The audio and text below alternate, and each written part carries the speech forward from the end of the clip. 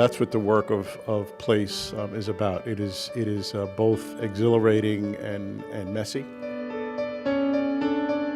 I've learned more in the last 5 years than I have in the previous 35 years. We now know that one of the single best predictors of one's health status is your zip code.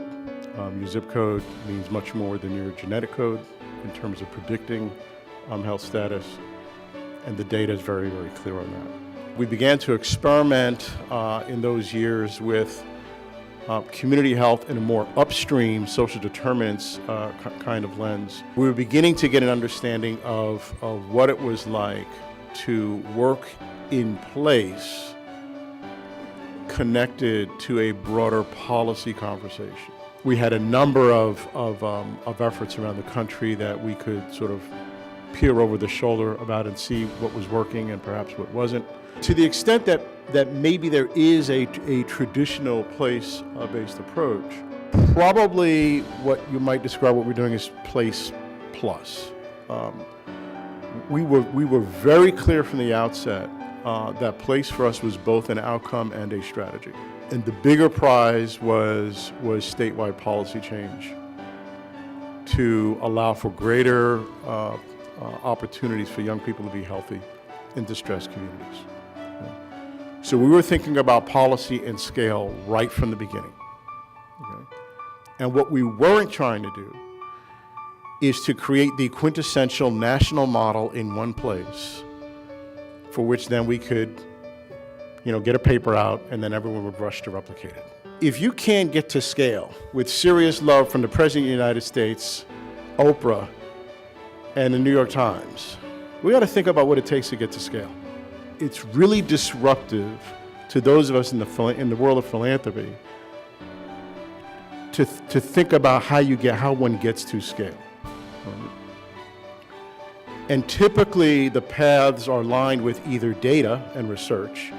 That is, if we just pile up enough evidence and data and research that shows that something works, then little elves will take it to scale. Or the other altar that we worship as is the altar of innovation, right? It's the new idea.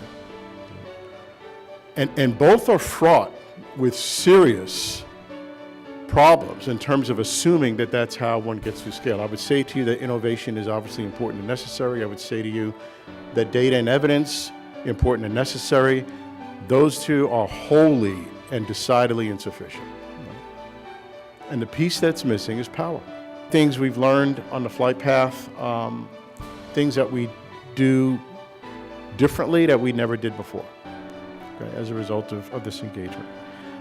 One is we're funding community and youth advocacy and organizing hand over fist. We've seen results from that. Secondly, we changed the goals. The bottom line on why we changed the results framework is because communities said we are not problems to be solved. We are not just about brokenness. We have ideas for changing our community and changing the world. Fourthly, we do criminal justice and boys and men of color and race work in ways that we didn't anticipate before. We do criminal justice work because communities are furious, simmering boil about the incarceration superhighway and the school to prison pipeline. It is the stuff of Ferguson. It is the stuff of Trayvon Martin. These communities are not test tubes. And so issues of race and justice and injustice and oppression just come forward, and it comes, and you better be prepared to hear it and deal with it even if you can't fix it. Right? And then lastly, on evaluation. We're still figuring out evaluation on this. And thank God we didn't try to get it perfect before we started, or we would still be planning. One thing that we realized that we didn't realize before was storytelling.